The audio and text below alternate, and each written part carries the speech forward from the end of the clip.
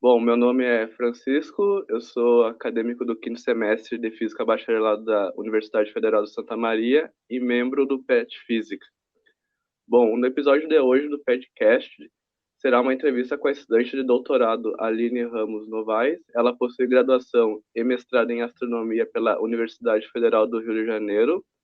A Aline tem experiência na área de astronomia com ênfase em astroquímica, astrobiologia e atmosfera. Atualmente, em seu doutorado, ela está trabalhando com a obtenção de propriedades atmosféricas de exoplanetas utilizando machine learning. Ela também participa ativamente de projetos envolvendo divulgação científica, tais como o AstroTubers, que é um canal no YouTube voltado a ensinar conteúdo de astronomia para pessoas leigas, o AdAstra Academy, um projeto internacional financiado pela NASA, que apresenta astronomia para estudantes em regiões carentes do mundo, especialmente no Brasil, e a divulgação científica realizada através da sua rede social Twitter. Para começar, gostaríamos de saber quais motivos levaram a escolher a graduação em astronomia.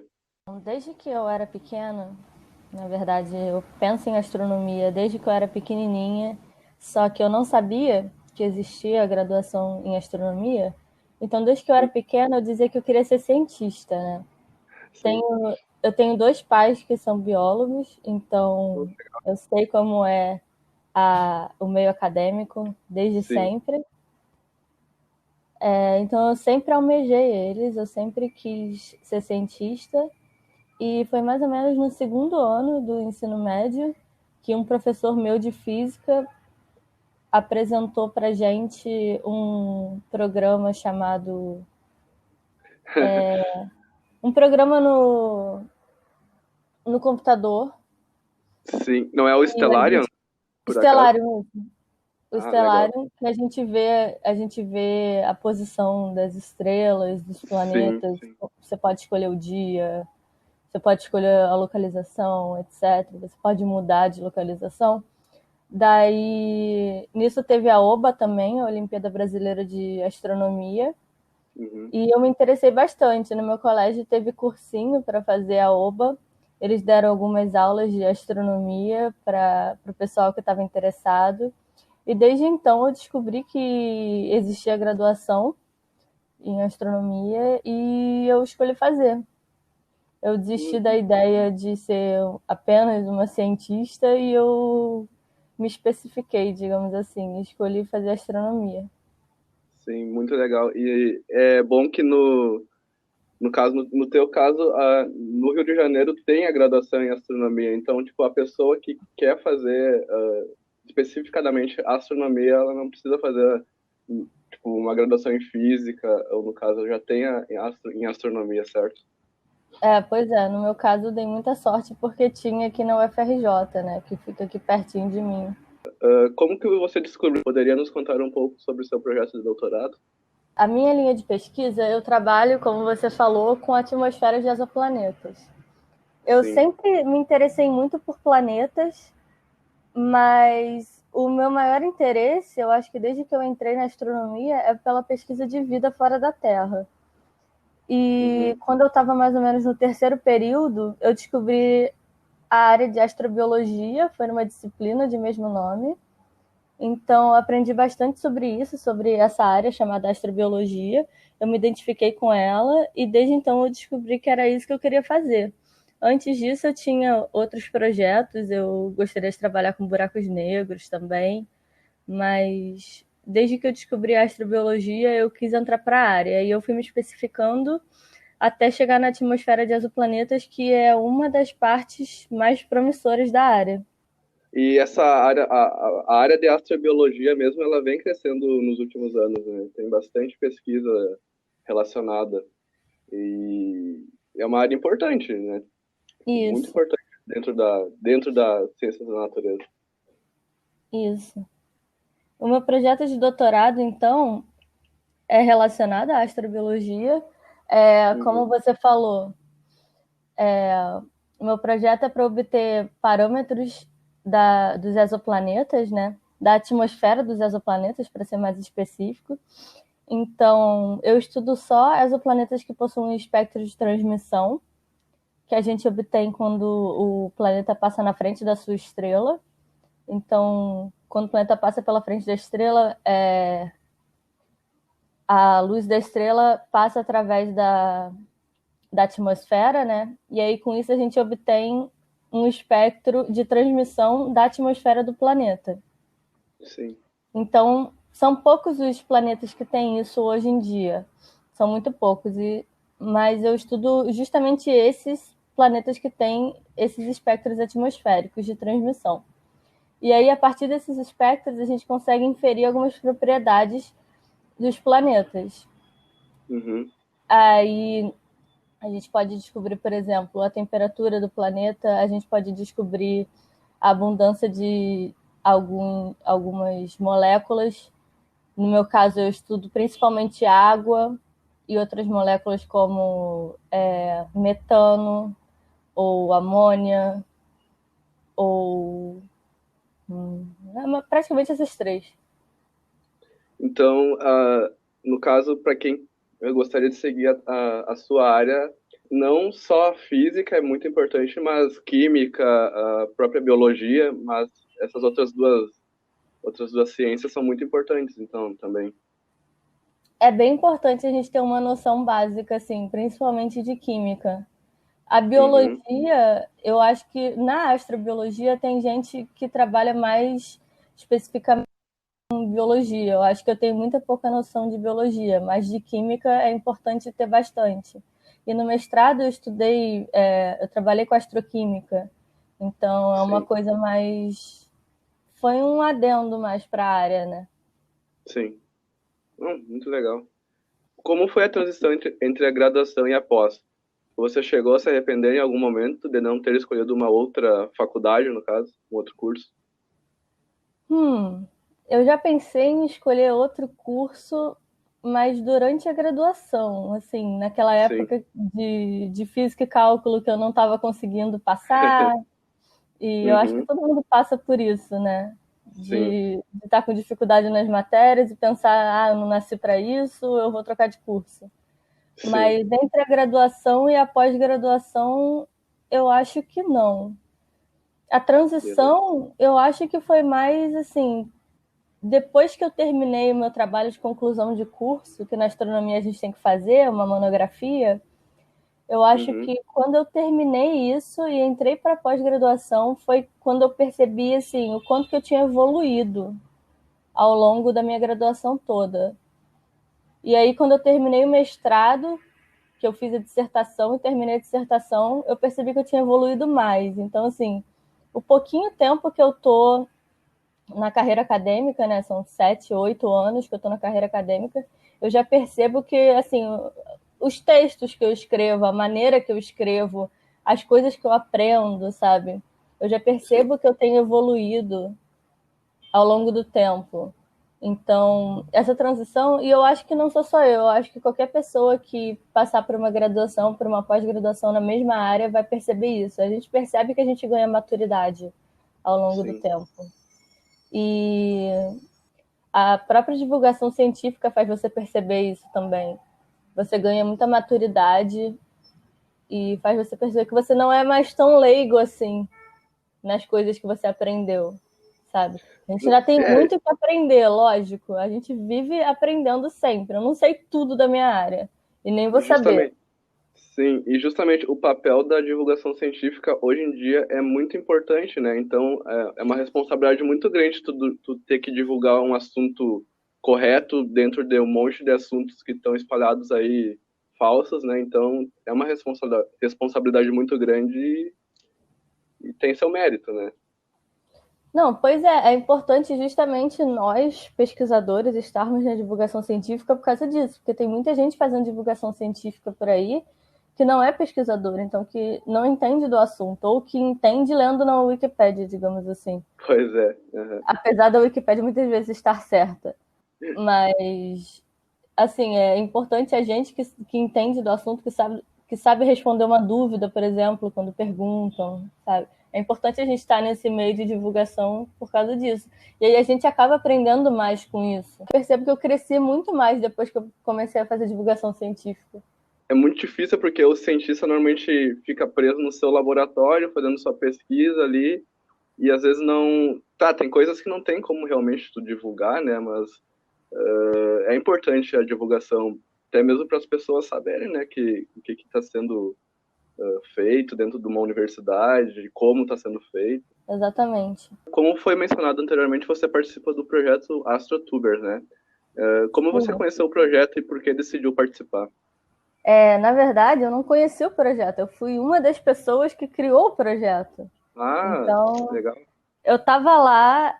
Foram muitas pessoas que criaram o projeto. A gente fez Sim. isso numa reunião, num congresso que teve a Sociedade Brasileira de Astronomia. Sociedade Astronômica Brasileira, eu sempre erro esse nome.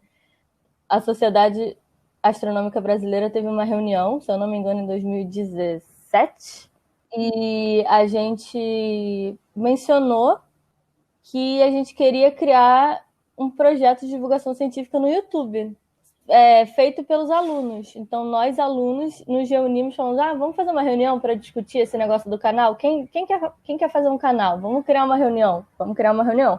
A gente criou uma reunião. Eu estava lá ativamente falando, quero criar um canal, mas no dia da reunião eu não podia, por algum motivo que eu não me lembro. Mas eu participei, assim, remotamente, digamos assim. E aí a gente criou isso. Então, o projeto contou, assim, desde o início, com mais de 30 pessoas. E aí foi evoluindo. Então, por que eu decidi participar disso? Pelo que a gente falou anteriormente, né? Porque não tem muito pesquisador fazendo divulgação científica. Tem gente que gosta de astronomia fazendo divulgação científica de astronomia. Então, é importante que a gente esteja lá nas redes, principalmente no Sim. YouTube, que é uma das redes que mais tem espectadores, né? Então é Sim. importante que a gente esteja lá como profissional e falando, eu faço divulgação científica, mas eu sou profissional. Diferente desse cara que está fazendo divulgação científica, mas não é profissional, né? Claro que eles são ótimos também e levam mérito também, mas é diferente, porque não só nesse sentido de divulgação no YouTube, mas, por exemplo, você vai ler uma matéria numa revista sobre o asteroide vai passar perto da Terra. E às vezes a pessoa que escreveu, ela não consultou um astrônomo para saber se o asteroide vai passar perto da Terra. E a pessoa simplesmente consultou meia dúzia de sites na internet e escreveu aquela matéria. Então, por que não consultar o astrônomo? Ou por que o astrônomo não pode escrever a matéria? Sim. Entendeu? Como se diz, visibilidade do pesquisador nessa área. Pois é Então, muito importante ter o aval de alguém da área, né? Até para ter um filtro ali do que a pessoa vai escrever. Se a pessoa pegar, tipo, numa Wikipédia da vida ou um site aí, pode escrever qualquer coisa ali, né? Que seja um pouco fora ou que não está tão atualizada com o assunto que quer falar, né? Uma questão da própria astronomia, pode ter algo, sei lá, que pegou lá e está defasado a informação, entendeu? O astrônomo vai saber, entendeu? Qual é a informação que tá ou não tá, entendeu? e Então, dentro do próprio AstroTubers a gente faz esse filtro também, porque sim. tem várias pessoas diferentes de várias áreas diferentes. Então, por exemplo, eu sou da área de atmosferas planetárias. Mas se eu quero fazer um vídeo sobre galáxias, por exemplo, eu vou passar para uma pessoa que entende de galáxias. Sim. Tipo, eu posso fazer o vídeo, mas esse vídeo vai passar para uma pessoa que entende de galáxias para ela ver se eu falei alguma besteira, entendeu? A gente tem essa preocupação dentro do canal de verificar o conteúdo, de revisar o conteúdo, para ver se a gente não está falando nenhuma besteira mesmo. E já aconteceu da gente passar vídeos com alguma coisa errada, falar alguma coisa errada, ou escrever alguma coisa errada, e a gente teve que tirar do ar e tal. Assim, acontece, mas é por isso que a gente tem cada vez mais essa preocupação de revisão, entendeu? Sim.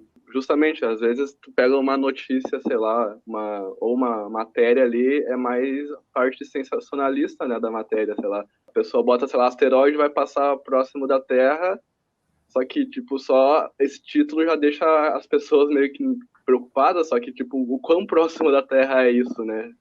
Entendeu? Então, pode ser muito próximo ou não, mas depende. Se tu tem um conhecimento astronômico, tu sabe que não é tão próximo assim, né? E aí a gente tem que ficar nas redes falando, calma, gente, não é tão próximo assim da Terra. Sim. Como mencionamos, você participa de outros projetos de divulgação científica. Poderia nos contar um pouco sobre eles, como funcionam e como podemos encontrar informações sobre eles? Bom, um dos projetos que eu participo é o Adiastra Academy. Uhum. Eles têm um site, adiastra.world, se eu não me engano. Bom, se você jogar Adiastra Academy no Google, você vai achar. Tem Instagram também, que é Adiastra Academy, e no Twitter eles também estão. É basicamente o que você falou, a gente faz. A gente apresenta a astronomia para crianças, principalmente, ou pessoal adolescente, assim, até uns 15 anos, para regiões mais carentes. Então, é um projeto da NASA, né? Então acontece em outros lugares fora do Brasil, mas obviamente a minha parte é só no Brasil, porque eu não vou para fora do Brasil para isso. Não tem Uhum. dinheiro. Sim. Mas aqui no Brasil, por exemplo, a gente trabalha na Cidade de Deus. A gente quer expandir esse projeto para outras comunidades, mas por enquanto ainda não aconteceu. Então, eu participei de 2 anos. O terceiro ano seria agora 2020, mas infelizmente não aconteceu por causa da pandemia. Mas é basicamente a gente vai. Ele tem uma duração mais ou menos de 2 semanas e a gente ensina astronomia e geofísica para eles. Então, os anos tiveram temas diferentes. Um tema que a gente fez foi vida fora da Terra. No ano seguinte, a gente fez um tema de exploração de Marte. Então, toda semana foi baseado naquele tema. Então, o tema de vida fora da Terra, por exemplo, a gente ensinou para eles o sistema solar, a gente fez o sistema solar em escala com eles, a Uhum. gente ensinou sobre exoplanetas, fizemos atividades sobre exoplanetas e falamos sobre vida fora da Terra no geral. A gente faz atividades dentro de sala de aula e fora de sala de aula. E além disso, eles fazem passeio de barco. Então, eles fazem passeio de barco por uma ilha. Já esqueci qual é o nome da ilha. Minha memória é muito ruim. Mas é aqui perto de Mangaratiba. Mas eles fazem atividade na ilha também. Então, tipo, todo mundo pega barco, faz passeio de barco o dia inteiro. Todo mundo fica muito feliz. Aí a gente vê muita coisa de geologia também para eles. Eu falei geofísica, mas era para ser geologia.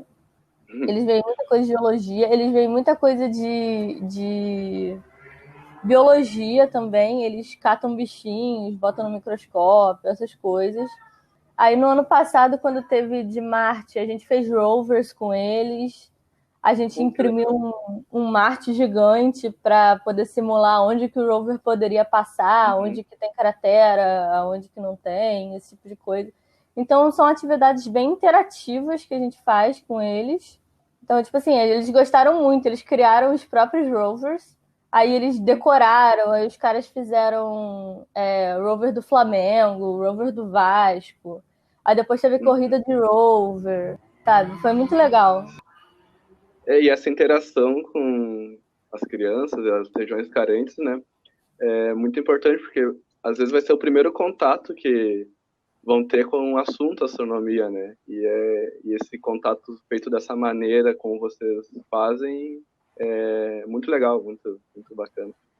Então, é engraçado que a gente pensa que a maioria das crianças vai ser o primeiro contato, né? Então a gente chega lá ensinando do básico. Mas Aham. quando você percebe, eles já sabem tudo. É bizarro. Nossa, legal. Tem muita Pois é. criança que sabe muita coisa. E assim, eu lembro no ano que a gente fez sobre exoplanetas. A gente começou a falar, um menino já levantou a mão. Ah, qual que é o exoplaneta mais parecido com a Terra? Aí eu falei, não sei o que, não sei o que. Ah, você acha que tem como a gente ir pra lá? Quanto tempo demora pra gente ir pra lá? E eles fazem Nossa. umas perguntas muito racionais. Eles já têm contato com a astronomia hoje em dia por causa da internet. Eles pesquisam muito, eles são muito Uhum. interessados mesmo. Então, assim, você pensa que vai ser uma coisa básica para eles e não é. E Uhum. aqueles que não têm contato com a astronomia acabam realmente tendo pela primeira vez e se interessam porque a gente faz uma coisa bem interativa, né? Sim. Muito legal. Muito bacana mesmo. E além disso, deixa eu ver. Eu também faço muita coisa no Twitter. Você tem um canal no YouTube também, né? Tenho. Pois é. Mas eu posto mais coisas pessoais no meu canal do YouTube, porque eu não quero postar a mesma coisa que tem no AstroTuber, sabe? Sim. Ficar competindo, não faz sentido para mim. Então eu posto mais coisas pessoais, tipo o meu projeto, ou tipo, coisas mais, assuntos, tipo, mais conselhos, essas coisas assim. Sim. Meu canal no YouTube é Astroaline. Além do YouTube, eu tenho Twitter também. Tem Instagram também, mas eu não posto muita coisa no Instagram, não. Posto mais no Twitter, que eu faço muita coisa, muito conteúdo relacionado à astronomia. Meu Twitter é Astroaline também. E eu faço, principalmente no Twitter, eu faço quiz de astronomia. Então, eu faço enquetes, né? Então, eu uso a hashtag que eu criei, que é AstroQuizBR, a hashtag. Então, todo dia eu posto uma enquete diferente, uma pergunta de astronomia, com 4 opções lá. E no dia seguinte eu posto a resposta. Então, também é uma coisa super interativa para o pessoal participar. E muita gente vem me fazer pergunta relacionada ao quiz. Bom, basicamente isso. Eu faço threads também, posto de vez em quando, dou bastante RT em coisas, posto algumas informações sobre astronomia mesmo, sobre física, sobre astrobio principalmente, que é o que eu mais gosto, então... Sim, é muito importante fazer essa divulgação, principalmente no Twitter, né, que é uma rede social tão ativa para qualquer tipo de assunto hoje em dia. O Twitter é muito bom para fazer divulgação científica. Tem muita gente de astronomia lá. Se você que estiver ouvindo quiser seguir, eu tenho uma lista no Twitter de mais de 100 pessoas profissionais de astronomia que estão no Twitter fazendo divulgação científica, para você ter noção. Então, muita gente. É muita gente, é. Gostaríamos de saber como foi sair do laboratório e começar a falar sobre ciência para o público leigo. O que levou a tomar essa iniciativa? Isso mudou em algo a sua visão sobre a pesquisa? Bom, na verdade eu nunca estive no laboratório, para começar. Porque a astronomia a gente não faz no laboratório. A gente trabalha mais no computador. Sim, pois é, mas é que no caso, o laboratório pode ser onde... Tipo, no meu caso também, um laboratório as pessoas imaginam, no caso de física de partículas, as pessoas imaginam, sei lá, tu vai fazer experimento, mas não, é um computador e só, né, basicamente. É só computador, é o que a gente trabalha. É porque vocês devem chamar de laboratório, né? Aqui no Rio a gente não chama. Mas sair do laboratório, na verdade, desde o primeiro período da faculdade eu já comecei fazendo iniciação científica. Eu já trabalhei em projetos de extensão no centro cultural, apresentando coisa para as pessoas. Tinha apresentações de astronomia e a gente trabalhava apresentando coisas para as pessoas, sabe?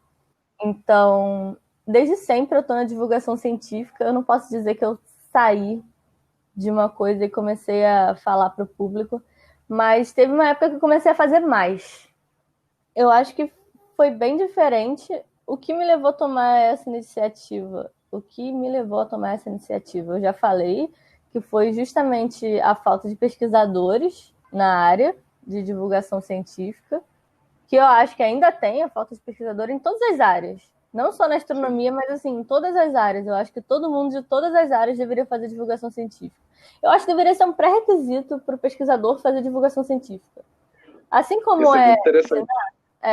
assim como é lecionada a aula, eu acho que a pessoa deveria fazer divulgação científica também. Isso mudou em alguma coisa a minha visão sobre a pesquisa? Sim. Eu acho que a pesquisa é muito...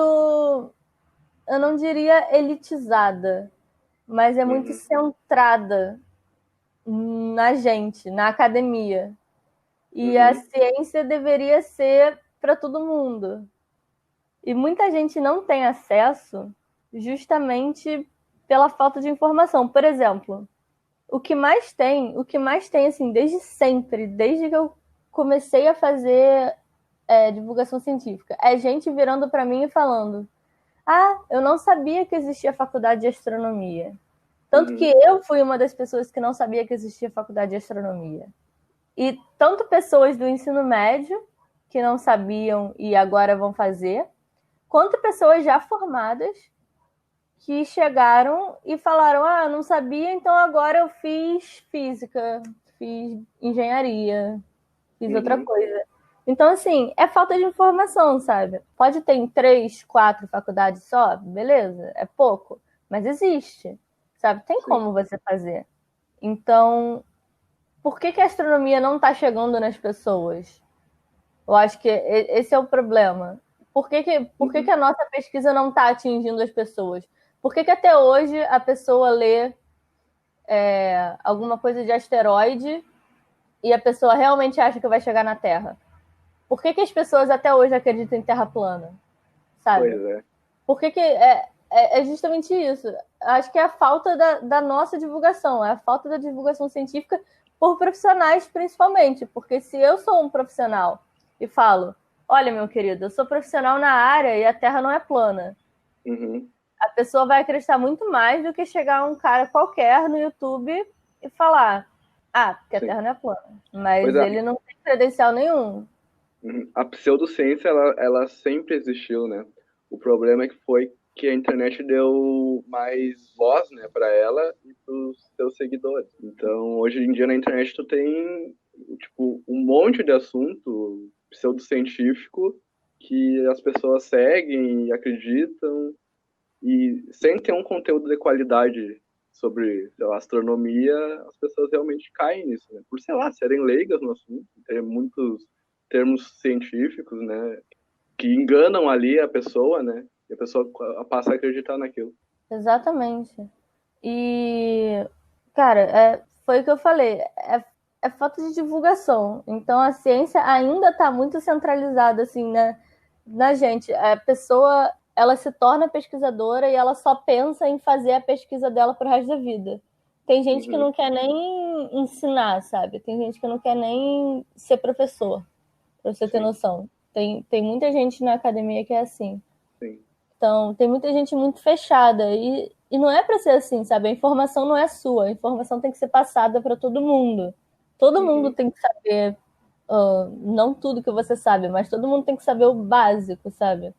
Sim. Uma vez, vou contar uma história. Uma vez, eu estava no ônibus e uma senhora do meu lado me perguntou assim: o que você faz na faculdade? Não, na verdade, ela perguntou se eu estava indo para onde. Eu falei para a faculdade. Aí ela me perguntou: o que você faz na faculdade? Aí eu falei: astronomia. Aí ela respondeu assim: mas para que você faz isso? Que coisa inútil. Nossa. Você devia estar. Aí ela citou um monte de coisa. Você devia ser psicóloga para entender a mente dos estupradores. Você devia ser policial para prender os ladrões. Você devia ser não sei o quê. E ela citou um monte de coisa e falou que a minha faculdade era inútil. Então, assim, isso para mim é falta de informação. Se essa senhora soubesse o que é astronomia, ela saberia que não é inútil. É triste saber isso, né? E tu ter que ouvir isso, né? É muito revoltante. Mas aí eu não tava com paciência para explicar, não. Eu só aceitei. Eu falei: ok. Tem alguma dica para aqueles que desejam iniciar ou entrar em projetos de divulgação científica? Faça. Simplesmente faça.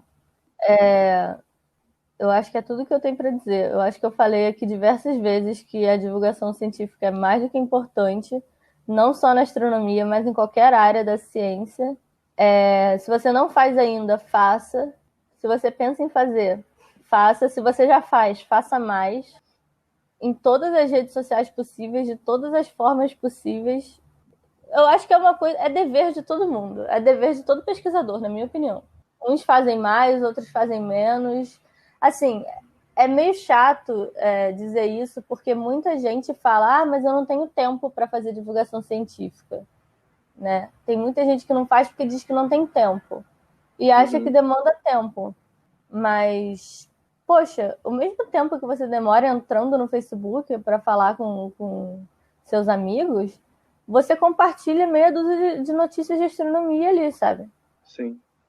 Ou então você não faz divulgação nas redes sociais. Você seja um palestrante que as escolas contratam para você ir falar sobre astronomia nas escolas. O que seja. Tipo, faça divulgação de alguma forma, mas faça, sabe? Eu acho que todo mundo tem que fazer. É o recado que eu tenho para dar. Sim, o PET, aliás, já fez um projeto de astronomia nas escolas, astrofísica nas escolas. Eu não participei, mas foi bem legal. O pessoal que foi, disse que foi muito. As pessoas têm muitas dúvidas, curiosidades. Com certeza. É muito legal. Ai, que maravilha. Bom, Aline, eu como membro do PET, agradeço a sua participação nesse Eu que, podcast. Muito obrigado por ter se disponibilizado a ter um tempinho para participar do nosso podcast. eu que agradeço. Muito, muito obrigada pelo convite.